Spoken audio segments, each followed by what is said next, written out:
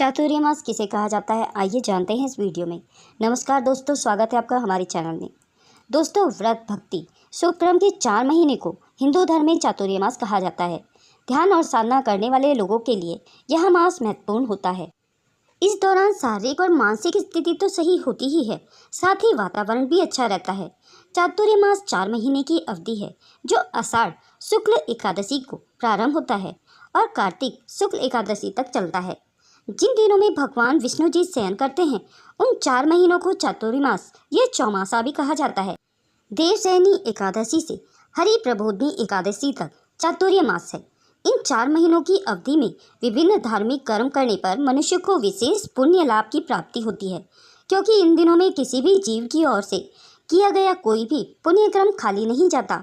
वैसे तो चातुर्य मास का व्रत देवशयनी एकादशी से शुरू होता है, परंतु जैन धर्म में चतुर्दशी से प्रारंभ माना जाता है। द्वादशी पूर्णिमा से भी यह व्रत शुरू किया जाता है। भगवान को पीले वस्त्रों से श्रृंगार करें तथा सफ़ेद रंग की सैया पर सफ़ेद रंग के ही वस्त्र द्वारा ढककर उन्हें शयन कराएं।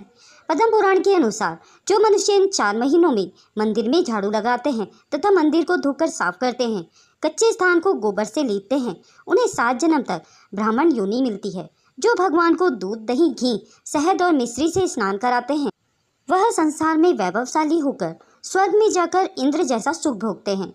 धूप, दीप, नैवेद्य और पुष्प आदि से पूजन करने वाला प्राणी अक्षय सुख भोगता है।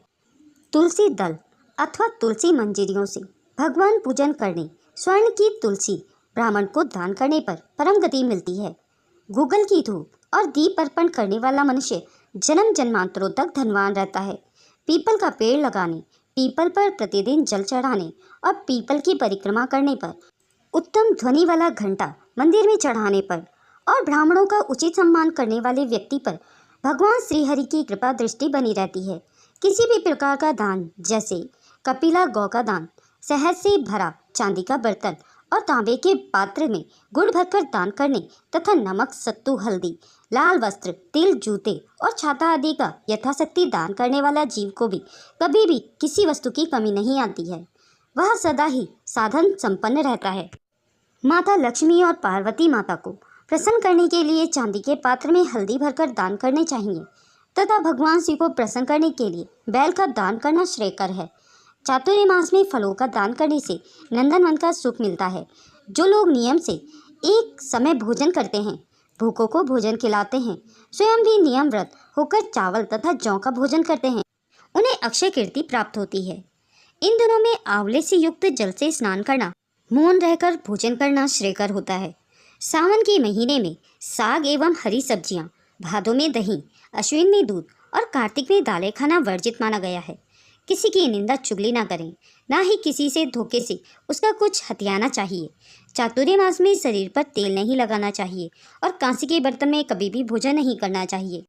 गायत्री मंत्र और सभी व्रत सावन के महीने में संपन्न किए जाते हैं। सावन के महीने में मंदिरों में कीर्तन, भजन, जागरण आदि कार्यक्रम अधिक होते हैं। स्कंद पुराण के अनुसार संसार में मनुष्य जन्म और विष्णु भक्ति दोनों ही दुर्लभ हैं, परंतु चातुर्य मास में भगवान विष्णु का व्रत करने वाला मनुष्य ही उत्तम और श्रेष्ठ माना गया है। चौमासे के इन 4 मासों में सभी तीर्थ, दान, पुण्य और देव स्थान भगवान विष्णु जी की शरण लेकर स्थित होते हैं तथा चतुर्मास में भगवान विष्णु को नियम से प्रणाम करने वाले का जीवन भी सुफलदायक माना गया है। चौमासे के इन 4 महीनों में नियम से रहते हुए, शुभ कार्य करते हुए भगवान श्रीहरि विष्णु की भक्ति से जन्म जन्मांतरों के बंधनों से मुक्त होकर मोक्ष की प्राप्ति करें। जय हो श्रीहरि जी की। दोस्तों, अगर यह वीडियो आपको पसंद आया हो तो इसे लाइक और शेयर जरूर करें। अगर आप मेरे चैनल में नए हैं और इस वीडियो की जानकारी आपको पसंद आई हो तो इसे सब्सक्राइब करना ना भूलें।